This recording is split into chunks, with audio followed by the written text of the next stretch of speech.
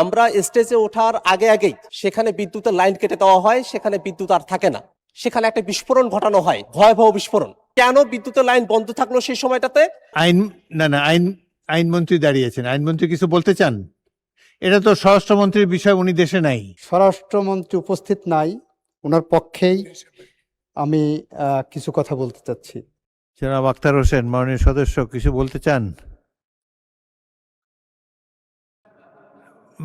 আখতার হোসেন সাহেবকে মাইক দেন। মাননীয় স্পিকার, আপনাকে ধন্যবাদ। মাননীয় স্পিকার, এই দেশের সরকারি দলের যেমন সমাবেশ করার অধিকার আছে, বিরোধী দলের এই একই ধরনের সমাবেশ করার অধিকার আছে, এবং সেই অধিকারের জায়গা থেকেই জুলাই মাসকে কেন্দ্র করে জাতীয় নাগরিক পার্টি এনসিপি আমরা সারা দেশব্যাপী জুলাই পদযাত্রার কর্মসূচি ঘোষণা করেছি। গতকাল আমাদের উদ্বোধনী সেশন ছিল। গতকাল রাতের বেলা আমাদের মাননীয় বিরোধী দলীয় চিফ হুইপ জনাব নাহিদ ইসলাম এমপি, আমি সহ আমাদের কেন্দ্রীয় নেতৃবৃন্দ আমরা সাভারে গিয়েছিলাম, একটা সমাবেশে উপস্থিত হয়েছিলাম। অত্যন্ত দুর্ভাগ্যের বিষয়ে আমরা স্টেজে ওঠার আগে আগেই সেখানে বিদ্যুতের লাইন কেটে দেওয়া হয়, সেখানে বিদ্যুৎ আর থাকে না। আমরা বিদ্যুতের জন্য যোগাযোগ করেছিলাম, কিন্তু কোনোভাবেই যোগাযোগ করে আমরা সমর্থ হয়ে উঠতে পারি নাই। এবং সেখানে যখন বক্তব্য চলছিল, হঠাৎই সেই সমাবেশে যারা শ্রোতারা আছেন তাদের মাঝখানে সেখানে একটা বিস্ফোরণ ঘটানো হয়, ভয়াবহ বিস্ফোরণ। এবং সেই বিস্ফোরণে অনেকেই হতাহত হন, রক্তাক্ত হন, সেখানে রক্ত ছড়িয়ে পড়ে এবং তারপরে সেখানে ধোঁয়া উঠে যায় এবং আমাদের ওখানে যারা শ্রোতারা ছিলেন তারা ছত্রভঙ্গ হয়ে পড়েন। আমরা সমাবেশ সংক্ষিপ্ত করে আমরা থানায় গিয়েছিলাম। মাননীয় স্পিকার, আমরা যখন বিরোধী দলে আমরা যারা আছি, এই সমাবেশ করার অধিকার সংবিধান আমাদেরকে দিয়েছে, এটা গণতান্ত্রিক অধিকার।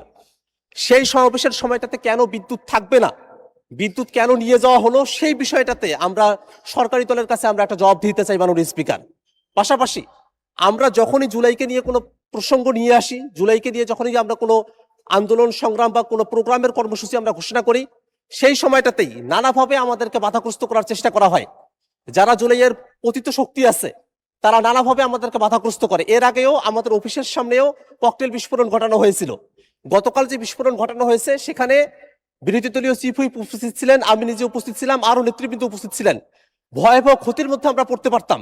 এমত অবস্থায় যারা পতিত স্বৈরাচার আছে এবং যারা নানাভাবে সমাজে স্বাভাবিকীকরণের দিকে অগ্রসর হচ্ছে, তাদের ব্যাপারে আসলে সরকারের তরফ থেকে পদক্ষেপ কি, সেটা মাননীয় স্বরাষ্ট্রমন্ত্রী যদি এখানে থাকতেন তার কাছেই জানতে চাইতাম।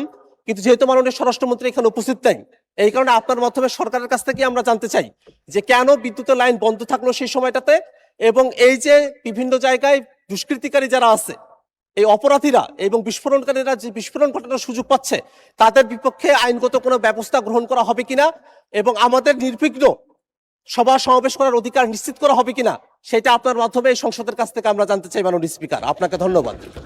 ধন্যবাদ মাননীয় সদস্য। আপনি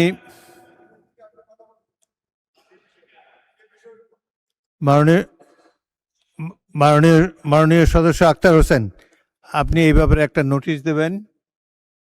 আর এখানে কোনো বিতর্কের অবকলন করার প্রয়োজন নাই। আইনমন্ত্রী দাঁড়িয়েছেন, আইনমন্ত্রী কিছু বলতে চান? এটা তো স্বরাষ্ট্রমন্ত্রীর বিষয়, উনি দেশে নাই। আইনমন্ত্রী বলতে চান? আচ্ছা বলুন। স্বরাষ্ট্রমন্ত্রী নাই, আপনি কিভাবে বলবেন? আইন তো ভালোই আছে। মাননীয় স্পিকার, আপনাকে ধন্যবাদ। স্বরাষ্ট্রমন্ত্রী উপস্থিত নাই, ওনার পক্ষেই আমি কিছু কথা বলতে চাচ্ছি। মাননীয় স্পিকার, আমাদের মাননীয় সংসদ সদস্য আখতার হোসেন যে বিষয়টার অবতারণা করেছেন, নিশ্চিতভাবেই সেটা অত্যন্ত গুরুত্ব সহকারে আমরা দেখছি। আমরা আশ্বস্ত করতে পারি যে এর সাথে যদি কেউ জড়িত থাকে তার বিরুদ্ধে আইনিভাবে যতটা পদক্ষেপ নেওয়া সম্ভব, স্বচ্ছতার সাথে ততটা কঠোর পদক্ষেপই সরকার নেবেন। আপনাকে ধন্যবাদ মাননীয় স্পিকার। ধন্যবাদ মাননীয় মন্ত্রী আপনার এই আশ্বাস দেওয়ার জন্যে।